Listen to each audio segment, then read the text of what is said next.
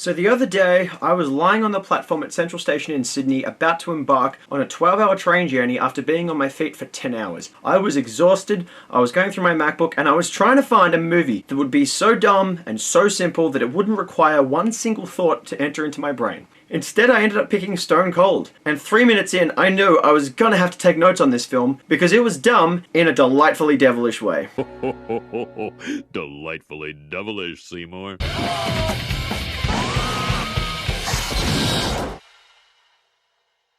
Yes, everybody, welcome back to Delightfully Devilish, the show where we discuss films that all at once meet the criteria of being the good, the bad, and the ugly. I'm your host, Jukebox Harry, and today we're going into the underground world of biker gangs and looking at Stone Cold.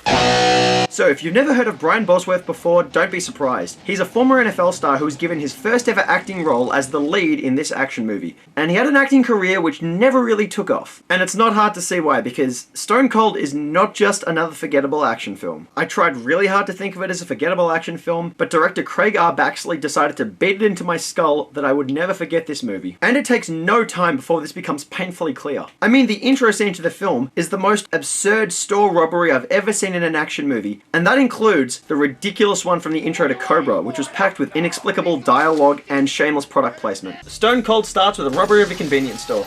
And I'm not sure if they're actually here to take money or just because this one guy really fucking hates the chips and crackers because he keeps shooting at them. But anyway, the feed of a guy wearing jeans and a duster walks in, and we know this is meant to be the hero. He casually walks in like he didn't just hear the sounds of some bad guy shooting a bunch of snacks. Or maybe he did, and he's just so badass that it doesn't even bother him. While casually stealing a cookie, he incapacitates one of the bad guys before we have a shot of extensive shameless product placement. Seriously, the intro to this film feels like it was shot by Michael Bay. We've had Ritz, Lay's, Ruffles, Downy, and more to come. Our hero knocks out this other guy who has a delayed response to getting hit before he steadily walks backwards into easily breakable glass. And the final robber who gets taken out when he slips on the floor and flies through the air into a collection of Coca-Cola cans. This scene ends with the local police entering the scene without appropriately scoping out the area or anything. They all just storm the area, very slowly. And then the scene ends with this line. You gotta clean up on aisle 4. Yeah, no, if the police aren't going to do their job, they're not going to do the janitor's job. And this scene marks the first time in Stone Cold where the film transitions to another scene with heavy rock music. And this is one of countless times that happens. But before we move on, I do want to go back to that scene. Stone Cold's intro immediately had me completely hooked because it was so ridiculous and over the top that I knew we weren't just dealing with just another action film with this movie. And if you look at this scene in retrospect, the main guy went to the convenience store because he meant to buy some groceries, but he walks out of the store without keeping any of them. And he doesn't ever pay for that one cookie, so he's a fucking thief. Even though he explicitly stated that he was going to pay for it. Look, I'll buy the damn thing, alright? Anyway, it's time I move past the intro because I could talk for 20 minutes about that scene alone. I said check it fucking out. Now! Next we get the intro credits and a series of shots depicting the underground world of biker gangs, riding around in staunch silence, dragging each other through the dust and shooting beer cans off each other. Yeah, right now I'm in a house that's about 3 blocks from the Hells Angels Club in Melbourne, and to my knowledge, I don't think they've ever done anything like that. But this is one of the first of many reminders about just how masculine Craig R. Baxley wanted this film to be. The next shot is confusing as hell, and it's one of the most essential shots in the film. A bunch of people we don't know are in a church. One shoots the minister. He gets convicted of murder, and all the bikers contest this. But why? Who was he? Why did he kill that guy? Who are these people getting married? And why were the bikers so okay with him just killing this minister? This plot point is the backbone of a lot of the narrative in Stone Cold, but nobody ever bothers to explain a thing about this scene. Then we cut to this scene, and our hero goes from dressing like Neo in the Matrix to dressing like Richard Simmons. Then we get some more product placement from Snickers and Minute Maid. This guy throws everything he's got into a blender so he can make breakfast for his pet big-ass lizard. Now, I have never ever seen another film where any character has a big-ass lizard as a pet, and I have seen a lot of obscure films. This is just another one of the really weird eccentricities in Stone Cold that makes it stand out from the crowd. Now, oddly enough, Stone Cold actually predates a very similar scene from the Arnold Schwarzenegger film End of Days, where Schwarzenegger does the exact same thing, throwing a bunch of random crap into a blender. Say breakfast is the most important meal of the day. But at least Brian Bosworth had the self-respect not to eat that crap himself, rather give it to his big-ass lizard. Now, interestingly enough, I looked this clip up on IMDb, and that big-ass lizard turns out to be a Nile monitor. And that breakfast is not at all suitable for that creature's diet. That creature is a carnivore, so it can't consume fried food, dairy, or citrus. But I really love the fact that someone actually took the time to put that on IMDb. Anyway, our hero is a police officer on suspension who gets dragged back into the game by being forced to go undercover into that biker gang by the bad guy from Rocky V. And his partner for the task ends up being Chandler's boss from Friends. Good to have you aboard. Bing! And Kevin James's boss from The King of Queens. Come on. He's gorgeous. He comes over to Bosworth's apartment. I've got croissant. I've got those beignet type things. What are beignet type things? Like, are they beignets or are they not? I hope you bought some coffee-like beverages to drink with them. Can I offer you a cup of coffee-flavored beverage? Yeah, I'd take it gray with creamium. We see Bosworth shamelessly rocking some real tight underwear, which leaves nothing to the imagination. And then there's a naked lady, because nudity. Then we cut to a Roadhouse strip club, where there's even more nudity. Now, I ain't even mad about this. You know, Stone Cold is one of those films that has to rely on its shameless genre gimmicks to carry the film. And nudity works perfectly fine as one of them, because, well, boobs. It turns out a hero's name is Joe, and his partner's name is Lance. And Lance thinks that he can also go convincingly undercover as a rough-edged biker. I get any germs on me, I'll be eating the whole spectrum of antibiotics for a week. I would sooner believe him as Kyle's super Jewish cousin from that episode of South Park. All right, here we go. Now what? Now throw it back to me. But it's down in the snow. So dig it out. But I'll get snow on my gloves and then it will melt and I'll have wet hands. Well, then we'll dry them off. All right then. Oh my god. Joe goes and tries to piss off a random biker, but there's a brief shot of this guy aggressively blinking in the background. A fight occurs, Joe helps out, and then he gets invited to a rally hosted by the biker cult known as the Brotherhood. Hey, the Brotherhood's having a rally this weekend. Why don't you come down? Where did he even get that beer? Is he just drinking someone else's beer? Like, dude, that's sick. Another rock music transition. Joe gets into a race with a guy, and he beats him solely by cranking the accelerator on his motorcycle. I mean, yeah, I thought that was how those things work. You do that and it goes faster. Then he goes into a fighting ring with some guy. It's just a punch-for-punch fight. But at some point, this guy's shirt randomly disappears. His shirt is just gone. Then Joe elbows him, and he has a delayed reaction to getting hit. Joe wins and earns the approval of the Brotherhood. Now, for an environment which is throbbing with masculinity and violence, the attack dogs honestly look like the most friendly people there. They're just so happy to be there. Then we get some more nudity, and in walks G.I. Slow. But when he turns his head at the camera, that's when you realize that it's Mac's dad from It's Always Sunny in Philadelphia. Do not come back here without anything up those asses! Okay? Okay. Now that TV show is the funniest show to enter production in the past 20 years, so any movie that was smart enough to cast one of the prominent actors from that series before the show took off, that earns points in my book. Certainly more points than I'd give it for casting a former NFL star who had never acted before as the lead. What's with the jacket? It's not a jacket, it's a duster. It's like a jacket, only it's longer, thicker, and far more badass. Well, that part's just simply not true. Then we get another image of shameless masculinity. Knife butt, followed by Joe trying a bulletproof vest on and then getting shot by Chains, the bad guy. This motherfucker deserves to die! He really doesn't. He's attacking someone who shot him. That's a very normal reaction. Especially in your gang. By responding with violence, he's actually following your ancient traditions. We see the symbol of the Brotherhood, and it's the SS. So we're dealing with Nazi bikers now. Yeah, Stone Cold just takes every cheap gimmick it can to hide its lack of creativity. Another rock transition, followed by long shots of Joe riding across landscapes with his hair in the wind. Then, this line pops up in the song that's playing here.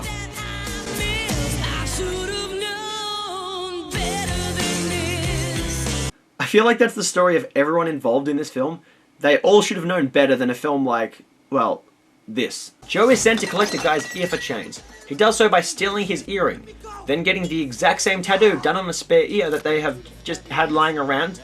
Now, I'm no geologist, but I'm pretty sure that human flesh rots when you cut it from the body. So that means this ear would have had to have come off the body of someone who has just died, and then had the tattoo intricately done on it without leaving any damage to dead flesh. Joe then goes along for a hustle with this guy, who gets killed by someone with a drive-by grenade. I've never seen anyone do a drive-by grenade before, and I didn't know they exploded with timing this perfect. Joe catches the guy and starts a fight, and then we get the least convincing arm break in film history. At first I thought he was just like bending his arm slightly, then I could see the fake arm hanging in the socket there, but it's really that scream that sells it.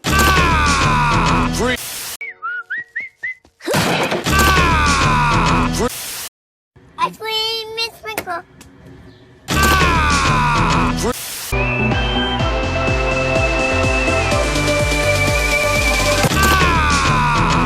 Would you like to tell me who the hell that was? His name's Dimitri. He got the money and Chains is gonna kill me.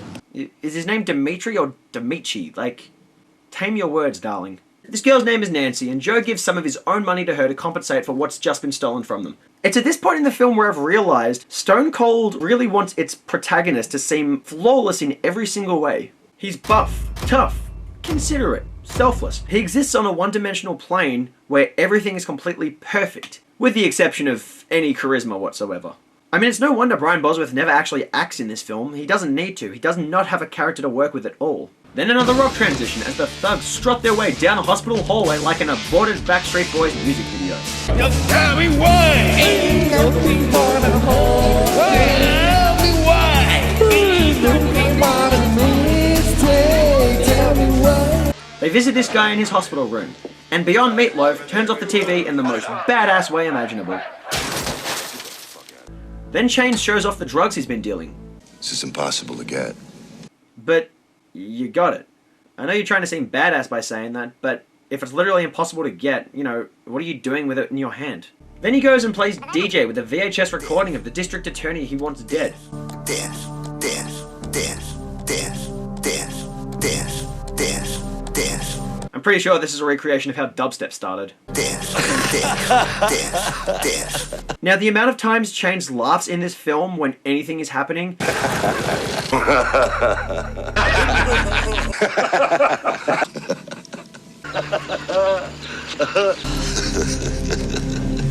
it's paralleled only by Tommy Wiseau laughing in the room.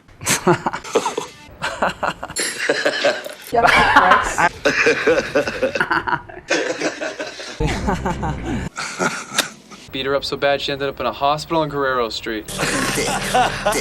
Honestly though, Lance Henriksen is great in this film. He's a very accomplished actor, whether he's in an iconic film like Alien or just a guilty pleasure like Hard Target. And with the main character being so serious and empty, it's nice to see a contrast of having a villain that's so over the top and just seems to be having a good time with this movie. He's so over the top that in the next scene he enters the room by coming down a rope. And then he starts revving his engine, just because. Rock transition! Then you see the National Guard facing off with the Brotherhood. And you really have to wonder what the recruitment standard was for the National Guard, because they're the most unprepared, cowardly characters in the entire film. But it's a much more righteous job. They're people who are meant to be defending the country, but they don't know jack shit about what they're doing with their job. So they end up dead. Just because. And then we get this scene. We ride together. We live together. Oh, now this film really wants to be so badass and masculine, but they miss the chance to pioneer one of the most arguably iconic lines in action cinema. We ride together. We die together. Bad boys for life. Imagine having your dialogue done better in a Michael Bay film. That's just not a sentence I ever thought I would say. And then Chains shoves this guy's fingers into a motorbike. Now, while this film has spent so much time being over the top with explosions, violence, and nudity, the moment Chains shoves this guy's fingers into the motorbike, the film just cuts. We're about to see his fingers get sliced off, and then the director's like, nah, let's not show that, let's have some subtlety. This is where they just got really lazy. While Joe's having a conversation with Nancy, she says this line. Chains killed. Chains killed who? One minute it was a practical joke. And the next minute there's 2 guardsmen dead. Are you really surprised by this? You know, what insane bike posse have you been in this whole time? Chains has been acting like this the entire time. I came to the Brotherhood for one reason. To get what I want and get out. What do you want, though? Like, in this entire film, we never established what your fake identity wants from this biker gang. You're there just because. Nancy is the main female character in this film, and she's shamelessly one-dimensional. But here we get a sense of why she's in the Brotherhood. They took me in, they made me feel like I belonged. You know, like a family. No please, no thank you, none of that pull up your ass shit. She joined a sadistic, overly violent biker gang because she didn't want to say please and thank you at the dinner table with her family. None of that pull up your ass shit. You're a stupid cunt, suck my dick. The villainous Ice, who has spent the entire film suspicious of Joe, finally catches him talking to his partner and opens fire, giving way to another chase scene. Ice opens up fire on another police officer, spraying blood everywhere and blowing up his vehicle in a pretty badass shot. Now this again reminds us the film has no problem showing violence. Unless you're getting some guy's finger circumcised. Yeah, that's the line. Ice then hits the arm of a driver, causing his car to explode. No, not really, but by this point I would be expecting another random explosion. Joe bumps Ice into another car, which then causes him to immediately explode. It's not in the least bit convincing, but goddamn is it hilarious. This film has the number of explosions of a Michael Bay film, but the technique of explosions from a Menahem Golan film. It's full of unconvincing explosions, but so many of them. An 18-wheeler spins out of control, and it's all like, brush! In this huge tanker full of diamonds, craw, craw. Those aren't ideas, those are special effects. I don't understand the difference. Nancy finds out that Joe's been using a fake name and becomes suspicious. And interestingly enough, Brian Bosworth's lack of charisma works in the film's favour here. Since he's so emotionless, when he gets confronted about a fake name, he doesn't respond in any suspicious manner. He just keeps going. Tell me you're not a cop. You're out of my cop. This is the one moment where Brian Bosworth's lack of acting talent actually comes in handy. And he admits to being a police officer. And later on when she's reminded of this, she gets mad. You're a cop. You're a fucking pig! He told you straight to your fucking face that he was a cop. You're out of my cop. Joe chases down the truck of a rival gang carrying drugs. He shoots the trailer, which then comes loose, and even before it actually makes contact with anything, you can see an explosion go off out of all places, a gas station. Now with all the bad and unconvincing explosions in this film, you might think that's the ultimate one. But no, there's one more. But before that happens, Joe gets invited to the Brotherhood clubhouse by Chains, who aggressively clears the table. But he fails to get it all in one go, and then Nancy shoots a glance that points to her being visibly confused by this before she's like, oh shit, I'm in character. In comes Joey Two Ears, who reveals that he snitched on Joe. Chains doesn't shoot the guy that's going to be the downfall of the entire Brotherhood. He shoots the guy that brought this issue to his attention. I want to break your heart. Can you really break his heart? I mean, he doesn't have any sign of human emotion whatsoever. I don't think he's going to be particularly upset if you kill this random girl. She's as dead as disco. If you want to fuck with the living. He can't hold a gun still. Now remember, the Brotherhood are all about being badass. So they can't just kill someone that they really hate with a simple bullet through their head. No, this is their plan. We're gonna blow your ass all over the sky. Chains reveals that he's donning the look of a Catholic priest now, so he's gone from being a serial killer to a child molester. Yes, I went there. Joe gets brought in on a helicopter, breaks himself free, straps his bomb to a guy and then kicks him out. Another explosion happens, and Father Henriksen opens fire in court. He's the only one in the room opening fire, but you can see two patterns of gunshots in this scene. One that's creating a snake-like pattern on the banister, and one that's just hitting everyone behind it. Fuck. There must have been a second shooter.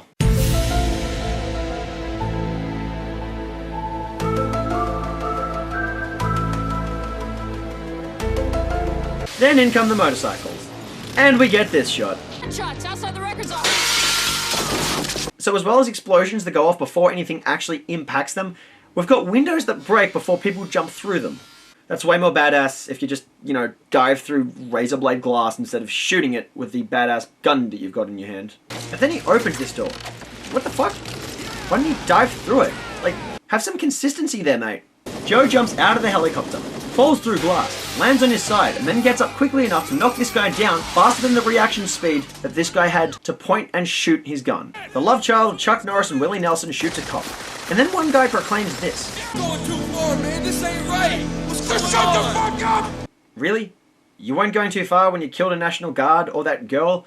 Or when you opened fire in a fucking courthouse because someone who killed a random minister got convicted? This is where it's going too far? He gets told to shut up, and honestly I agree with that guy. Whatever, he dies.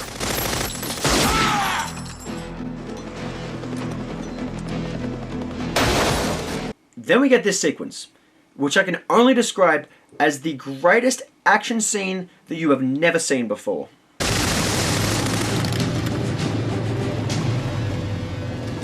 Take the fucker out.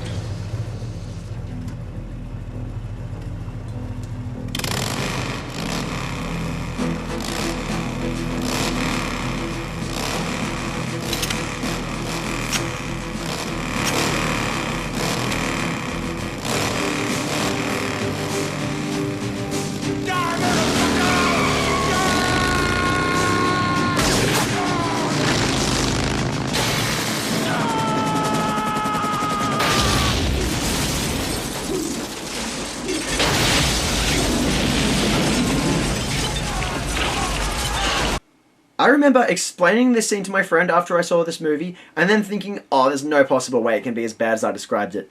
Then going back and rewatching it and realizing that, yeah, it is. Chains doesn't shoot Joe. He tells the guy without a gun to kill him. The guy rides his motorcycle right at Joe and gets shot. Suicide is badass. The motorcycle flies out the window and doesn't hit the helicopter, but it still explodes! You know, after viewing this film, I cannot in good conscience use the term jumping the shark or even nuking the fridge anymore. No, my term for when something gets especially absurd is biking the chopper. Joe beats up Chains, pulls a gun on him, pulls the trigger, but it's empty, so they just arrest him instead. And then we get a carbon copy of the ending to Die Hard.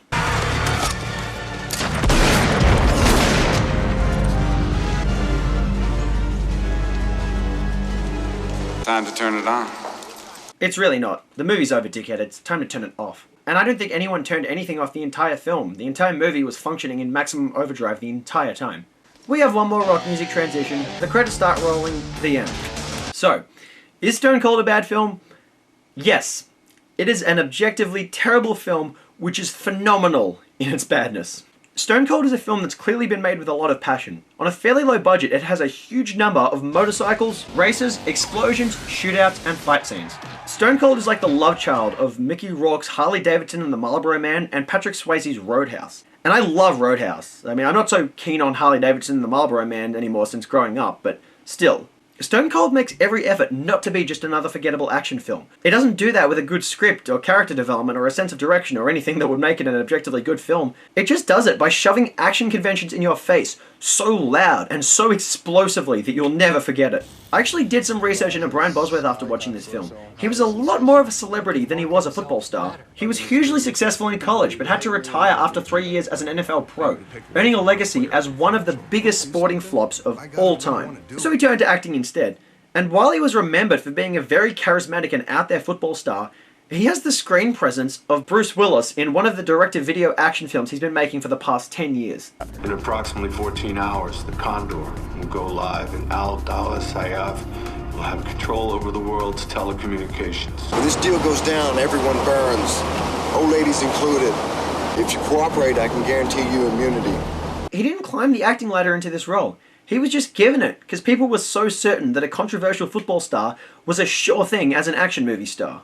But for the second time in his life, Brian Bosworth proved just to be an overhyped mess. I don't consider him good by any means, but he's far from the worst thing about this film. Honestly, it would be really hard to find any actor that could salvage a movie like this. I mean, if you put Steve Martin in the role and just made it an absurdist comedy, then maybe, but still, even then it's a weird line to be walking. But I don't want this film to be changed. I'm very happy that Stone Cold exists, because at its worst, it's occasionally boring and a bit talkative, but at its best, it is so explosive and overly masculine that it just gets shoved in your face so loudly, and that's what makes it hilarious. There is definitely an audience for this film. Certain action junkies are going to love this film.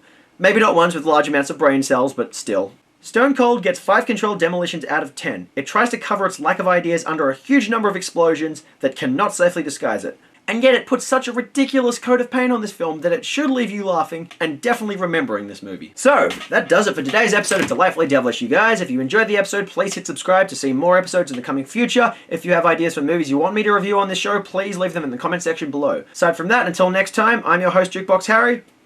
Peace.